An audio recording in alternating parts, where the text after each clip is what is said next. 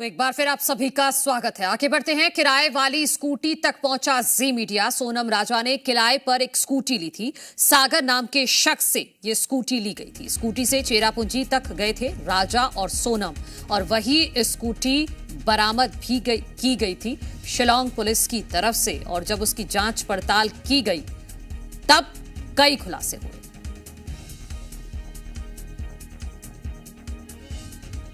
चेरापूंजी पहुंचे होंगे तो आपने देख रहे थे कहाँ पहुंचे हैं लोग, क्या कर रहे हैं, कर क्या रहे हो तो खैर नहीं पता कहाँ पहुंचे। हमारा जैसे मैप है कि मेघालय से बाहर जाता है तो कोई गाड़ी हम लोग को मैसेज मिलता है कि बाहर जा रहा है, तब हम लोग कॉल करते हैं।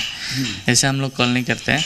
और या तो जैसे 4 डेज़ के लिए लिए हैं, 4 डेज से 5 डेज़ हुआ तभी कॉल करते हैं कस्टमर को। जीपीएस पे देखते तो होंगे ना कि अभी कहाँ हैं ये, क्योंकि आपकी प्रॉपर्टी लेके जा रहे हैं। हाँ देखे थे तो वो लोग चेरापूंजी में थे।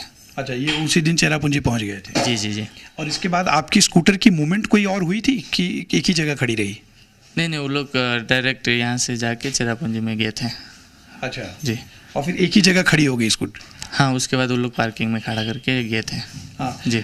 वहाँ पहुँचने के बाद कोई और गाड़ी का मूवमेंट दिखाया, मतलब जीपीएस पे आप लोग के? नहीं, ये तो हमारा गाड़ी का है तो हमारा ही गाड़ी का दिखाएगा। नहीं, आप ही की गाड़ी की बात कर रहा हूँ कि आपकी स्कूटी का मूवमेंट सिर्फ एक ही जगह पार्क हो गई। हाँ। इसके बाद कहीं और नहीं चली? नहीं और नहीं चली। यानी 22 तारीख को यहाँ से गए, 22 तारीख की आपकी स्कूटी कोई और मूवमेंट नहीं हुई, ये जीपीएस पे आपको पता चल गया। 23 को कहीं गई थी स्कूटी?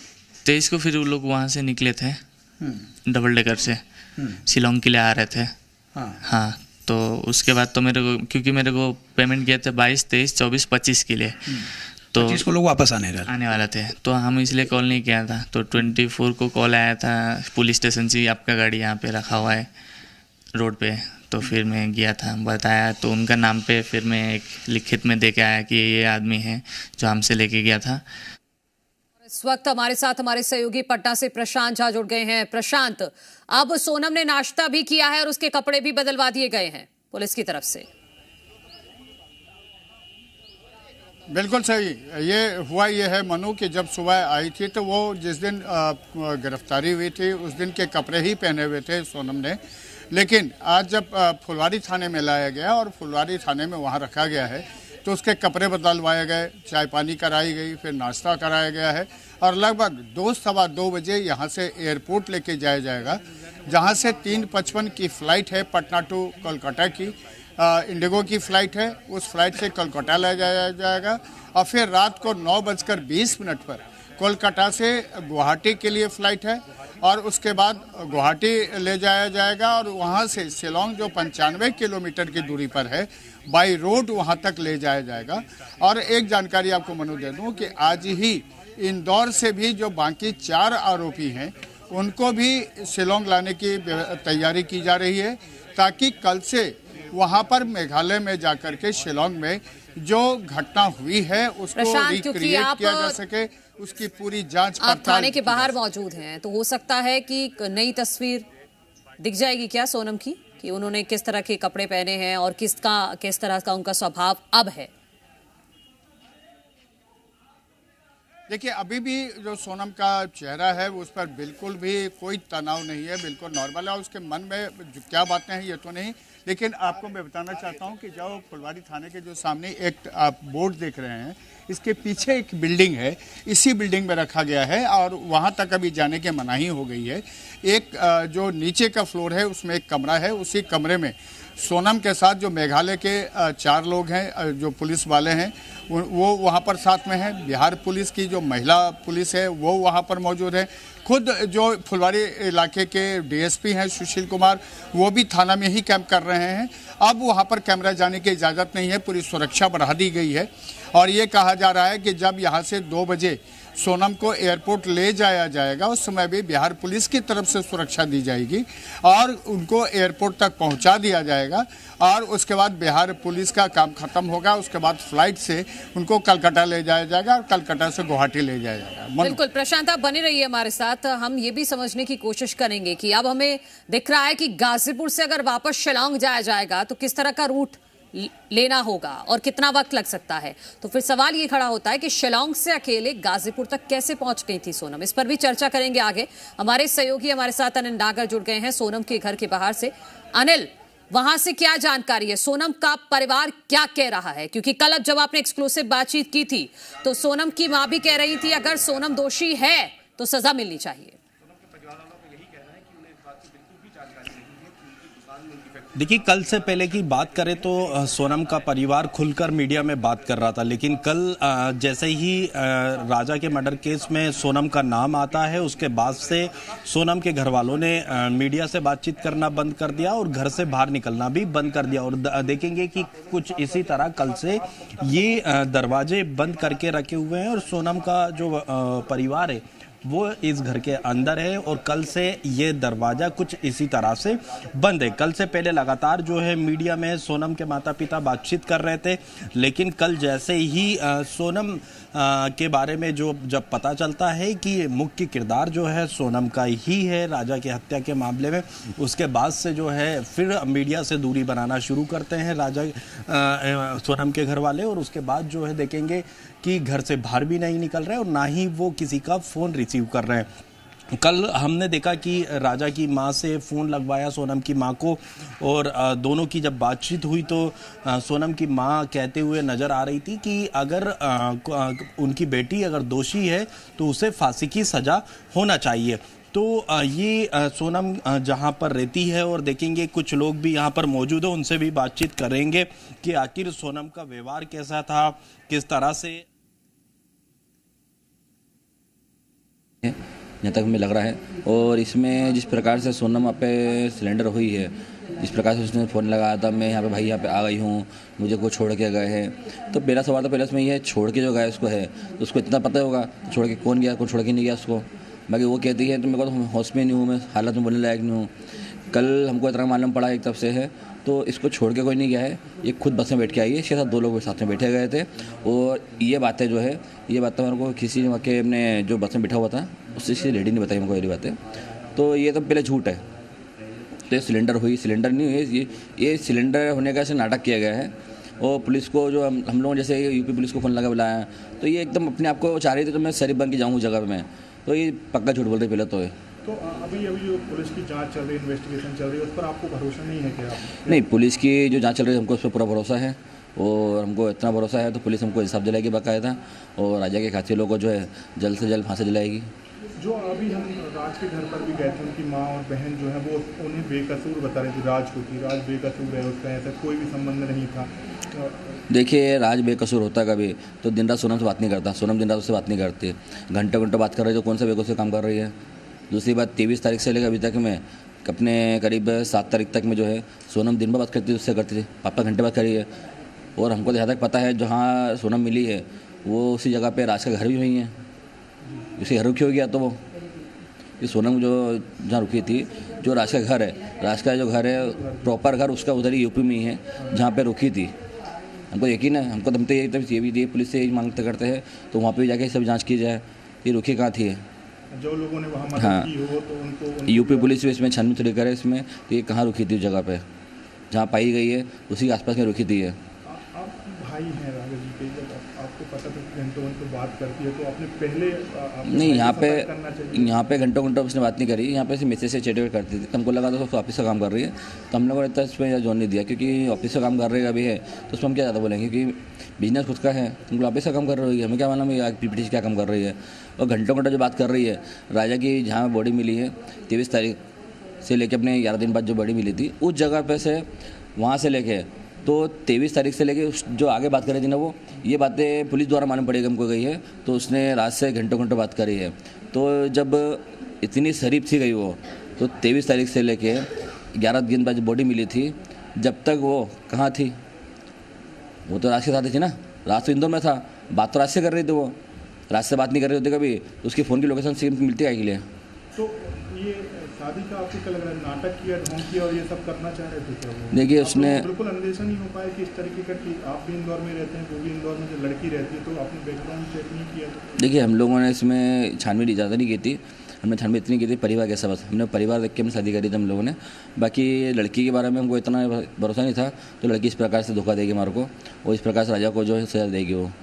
तो आप और कौन लोगों के साथ है जो इस पूरे मामले में शामिल हो सकता है? क्या उनके परिवार वाले हैं या दोस्त? देखिए, इसमें शक ज़्यादा नहीं है, शक मुझे इतना जरूर है इसमें, तो उसकी मम्मी को सब पता होगा, तो मम्मी ने छुपाई हमारे से बातें, सारी बातें। कौन की बात? सोनम की मम्मी ने जो बातें छुपाई हमारे से, इसमें शक मुझको जरूर है, क्योंकि इसी पापा को तो इस बारे में पता होता कभी तो उसको कम से कम राज को वापस से निकाले जाते, भगा देते हैं। उसके भाई को पता होता तो उसको भाई को भगा देता वहाँ से। बाकी इसकी मम्मी ने जो बातें छुपाई ना, इसकी मम्मी ने इसके पापा से और भाई से बातें दोनों छुपाई है, इतना मैं लग रहा है। अच्छा, मतलब उनकी माँ इसमें शामिल हो सकती है इसमें, इस सब में। तो पुलिस इन्वेस्टिगेशन में भी चाहेंगे ये सब? हाँ, हम चाहेंगे इसमें तो पुलिस द्वारा जो है सोनम की मम्मी से भी पूछताछ की जाए, क्योंकि पूछताछ की जाए तो ऐसा तो है नहीं तो बच्चे का अफेयर कहीं चल रहा है और माँ को नहीं पता हो। कॉलोनी के लोगों से हमने बात की कल मैं वहाँ पर, तो वो यही कह रहे थे कि परिचित वो आता जाता था और वो अंतिम संस्कार में भी शामिल हुआ था राज। क्योंकि देखिए, पहली बात तो इसमें ये है, तो जो राज है, राज इनके ऑफिस को एम्प्लॉयर है, तो एम्प्लॉयर का आना जाना हमको एकदम थोड़ा शक नहीं लगा हम लोगों को। वो राजा को जिस दिन लेके आया था मैं 4 तारीख को, उस दिन भी वो यहाँ पे शामिल था उसके पापा के साथ में, तो उसके पापा को भी नहीं था तो ये कोई कातिल है जिसने राज को राजा को मारा है, तो उन लोगों को भी नहीं पता था, क्योंकि उन लोगों को कुछ ऐसा आइडिया होता कभी उसको लेके आते नहीं फिर तो वो ये चीज़ें मैं जहाँ तक जानता हूँ मैं, तो इसकी मम्मी को जरूर कुछ पता होगा इस बारे में। बाकी इसकी मम्मी को ये भी नहीं पता होगा तो राज नहीं मारा था उस टाइम पे। बाकी ये जरूर पता है उसकी मम्मी को तो राज का अफेयर चल रहा हुआ इससे, सोनम से। अभी आप क्या मांग करते हैं भाई के लिए? देखिए, हमारी तो एक ही मांग इसमें है, तो इसमें जितने आरोपी बन रहे हैं उनको जल्द से जल्द जो है फांसी दी जाए। मतलब और 4 आरोपी से ज़्यादा हो सकते? नहीं, आरोपी तो इसमें ज़्यादा है अभी, कि अभी कल तक खुलासा जो हुआ था उसमें 8 आरोपी हो गए थे और 2 आरोपी हमको अभी लग रहा है, क्योंकि जिसने सोनम को जहाँ छोड़ा था उस टाइम बस में सोनम के साथ 2 लोग और थे, और सोनम वहाँ से बाकायदा बस से उतरे नीचे, उसने जूस पिया वहाँ पे, उसके बाद उसने फ़ोन लगाया। और अभी जो चाहे वो सोनम के घर वाले हों या राज के घर वाले जो बता रहे बेकसूर है, बिल्कुल नहीं। देखिए, बेकसूर होते कभी तो सोनम राज जो है इतने बात क्यों कर रहा है, 17 दिन से बात क्यों करी उन लोगों ने? बेकसूर होते कभी तो घर फ़ोन लगाने के बदले रात से बात क्यों करे दिन रात? वो इंदौर आती बाकायदा हमको घर में फ़ोन लगाती, हमको फ़ोन लगाना लगाते हुए उसके भाई को ना फ़ोन लगाते हुए रात से दिन रात बात कर रही थी। राज को जब पकड़ा गया पुलिस द्वारा तो उसके बाद अगले दिन सिलेंडर क्यों कर दिया उसने, कि रात से बात नहीं हो पाई उसकी?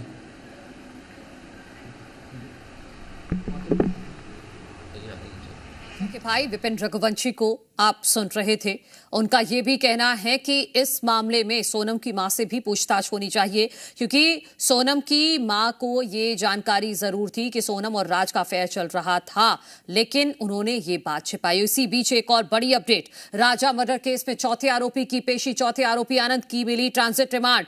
आनंद कुर्मी को 7 दिनों की ट्रांजिट रिमांड पर भेजा। अब चारों आरोपियों को शिलांग लेकर जाएगी पुलिस, शिलांग लेकर जाएगी मेघालय पुलिस। राज, विशाल, आकाश और आनंद से होगी पूछताछ। तो ये इस वक्त की बड़ी अपडेट हम आपको बता रहे हैं, और जी मध्य प्रदेश छत्तीसगढ़ ने पहले ही आपको बताया था कि आनंद की भी ट्रांजिट रिमांड पुलिस को मिल जाएगी, क्योंकि तीनों आरोपियों की पहले ही ट्रांजिट रिमांड मिल चुकी है, और आनंद कुर्मी की भी 7 दिनों की ट्रांजिट रिमांड मिल गई है मेघालय पुलिस को।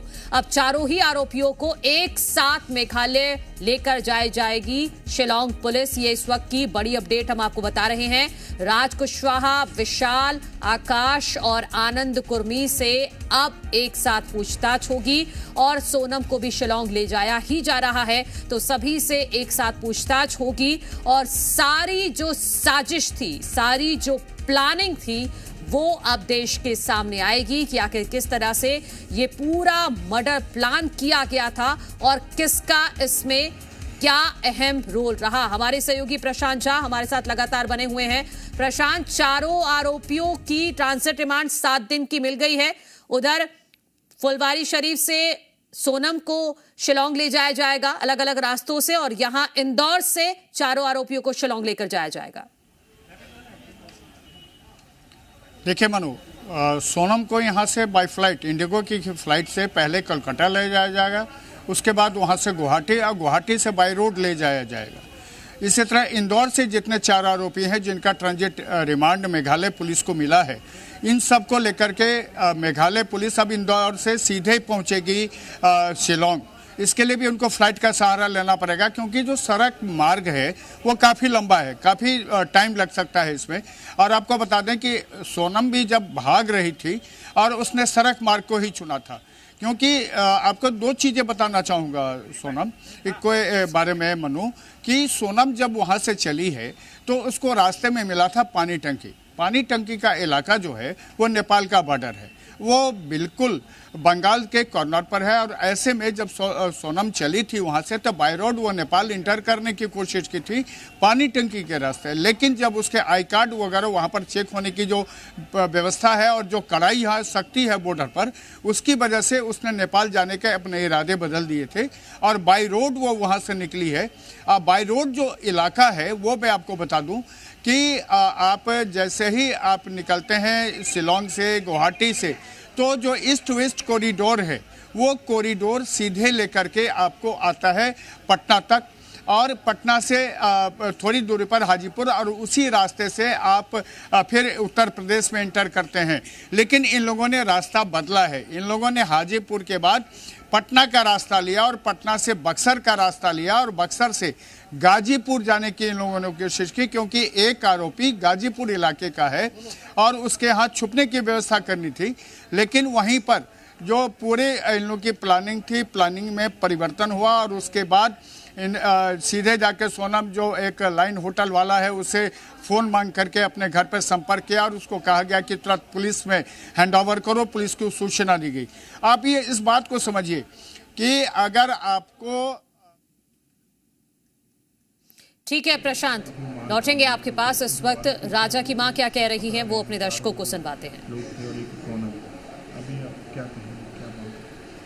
मेरी मांग यही है कि उनने इतना बड़ा अंजाम दिया, मिलके चारों पांचों ने मेरे बच्चे को इंसाफ चाहिए और उनको फांसी दी जाए, कड़ी सी कड़ी सजा दी जाए और अभी भी पूछताछ जारी रखी जाए और भी उनके पीछे कोई होए तो वो सामने आए। ये कहना चाहूँगा कि आपको लग रहा है कि और भी लोग इसमें शामिल हो सकते हैं? हो सकते हैं, क्यों नहीं हो सकते? जब वो इतना रास्ता बदल सकते हैं यहाँ से वहाँ से, तो फिर वो आगे भी हो सकते ना। सोनम की जो बात आ रही है, जो आपकी बेटी शादी हुई, पहले भी आपने बात की होगी, तो कभी आपको शक नहीं हुआ कि वो इस तरीके की घटना कर सकती है या हमने किसी और से प्यार करती है? हमने उस चीज़ पे गौर नहीं करा ना, ध्यान ही नहीं दिया ना, मतलब कि अपन शक क्यों करेंगे? अपन किसी की लड़की लेके आ रहे हैं अपने लड़के के लिए, तो अपन तो जो उसका पुराना क्या बीता हुआ है उस पर तो अपना ध्यान जाएगा नहीं। अपन को तो नई खुशियाँ दिख रही थी ना, तो अपन ने तो नई खुशियों की तरफ ही ध्यान दिया था ना। राजा भी काफ़ी खुश थे शादी से। राजा बहुत खुश था, सब वीडियो में नाच रहा, कूद रहा, बहुत मस्ती कर रहा, सबके साथ बहुत खुश था मेरा बेटा। वो क्या, हम पूरे घर भर के बहुत खुश थे, क्योंकि उसकी शादी का हम बहुत दिन से इंतज़ार कर रहे थे। तो हमने सोचा मंगली लड़की अभी तक मिली नहीं, अब मिल गई तो कर दें। जबकि है ना, हमारे लड़के के लायक भी लड़की नहीं थी, इतनी लड़का इतना सुंदर लगता थे के बाद भी हमने सोचा संबंध जुड़ जाएंगे, अपने समाज वाले उठने बैठने लायक लोग हैं तो अच्छा लगता, समाज में 4 जने बैठते उठते हैं, तो इसीलिए हमने कर दी थी। जब वो यहाँ से गए तो आपकी अंतिम क्या बात हुई थी राजा से? अंतिम बात मेरी बस यही हुई थी कि बेटा कहाँ तक पहुँच गए।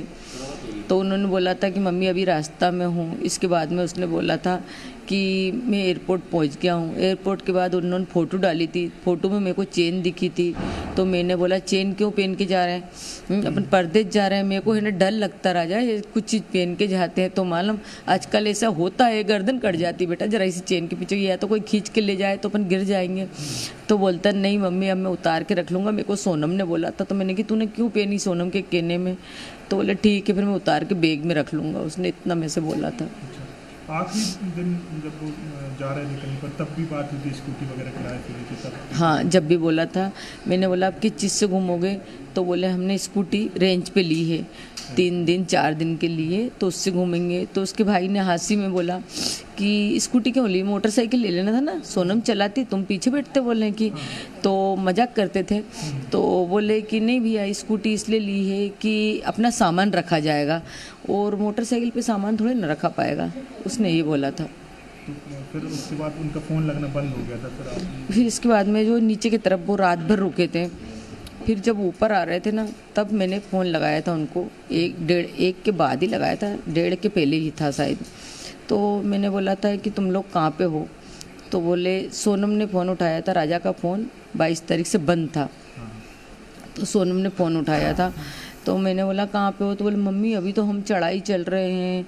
तो मैंने कहा तुम्हारी तो सांस फूल रही है सोनम। तो बोलती कि हाँ हमारी सांस फूल रही, बहुत ज़्यादा थक गए हैं भैया, मेरे से तो कुछ समझ नहीं आ रही, बन ही नहीं रही आप तो कुछ भी बोलेगी। तो मैंने कहा तुम लोग क्या करने के लिए गए थे नीचे की तरफ? तो बोले झरना देखना था ना, बड़ा सा झरना था, बोले उसको देखने के लिए गए थे। तो मैंने बोला राजा कहाँ है? तो बोलती कि है ना आगे है, अभी मैं तुम्हारी बात कराती हूँ बोले कि।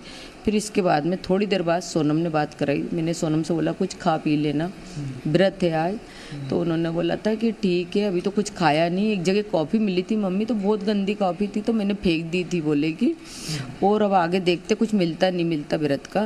बोले ये तो मेरे से बहुत बार बोल रहे कुछ खा लो कुछ खा लो, मगर मैंने नहीं खाया कि नहीं मेरे ये घूमने के चक्कर में मेरा व्रत ख़राब नहीं कर सकती। उन्होंने मेरे से ऐसा बोल दिया। फिर थोड़ी देर बाद उनने राजा से बात कराई, तो बोले लोग बात कर लो उनके मोबाइल से। फिर है ना मैंने राजा से बात करी, मैंने कहा बेटा कहाँ पे हो? तो ऊपर की तरफ हो कि नीचे की तरफ हो? तो उन्होंने बोला मम्मी हम ऊपर पहुँच गए हैं बोले कि। जब सोनम से बात करी थी, जब थोड़ा बहुत बचा होगा उनका ऊपर आने का, तो बोले ऊपर पहुँच गए हैं। तो मैंने कहा क्या कर रहे हो? तो बोले हम केले खा रहे हैं।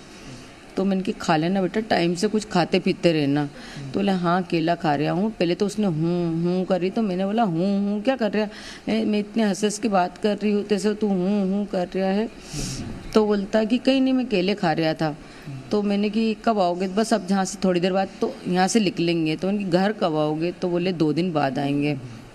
मैंने उससे भी यही बात करी, ऊपर की तरफ क्या देखने आए, नीचे की तरफ क्या देखने गए थे? तो उन्होंने बोला ऊपर से ऊंचाई से अच्छा दिखता है, नीचे तो मतलब हम गए थे रात भर रुके थे, ऊपर तो अब हम जाएंगे तो रूम तरफ ही जाएंगे ना, उनके होटल तरफ जाने के लिए ही आए थे। मेरे को ये नहीं पता था कि ऊपर से आते तो जाते हैं नीचे से जाते हैं, ये मेरे को नॉलेज नहीं था, इसलिए मैं उससे ऐसी बातें कर रही थी मतलब।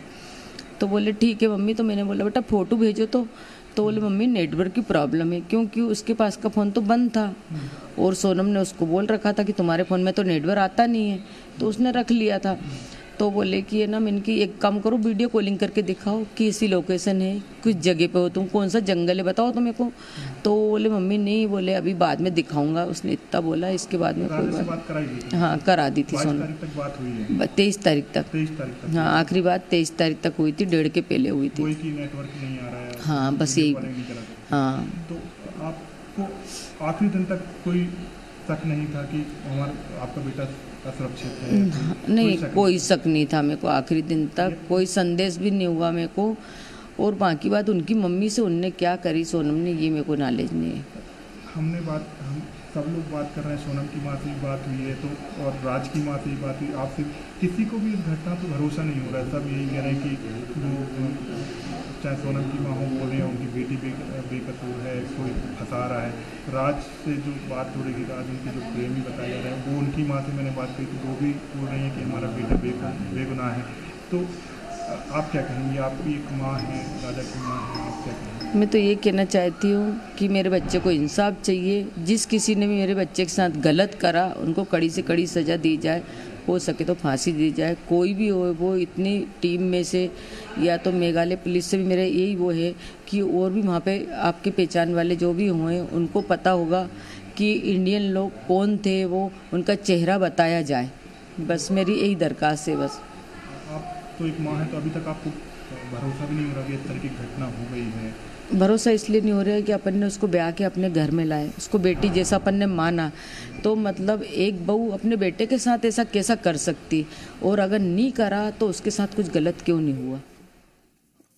और हमारे सहयोगी अनिल नागर हमारे साथ लगातार बने हुए हैं। अनिल, अभी भी बहुत सारे सवाल हैं कि आखिर सोनम गाजीपुर तक कैसे पहुंची, कैसे उन्हें सारे रास्ते पता थे? क्योंकि हमारे सहयोगी प्रशांत झा ये भी बता रहे हैं कि वो नेपाल जाना चाहती थी, लेकिन क्योंकि डॉक्यूमेंट्स पूरे नहीं थे वो नहीं जा पाई। इसका मतलब साफ है कि कोई था सोनम के साथ जो लगातार उसको गाइड कर रहा था।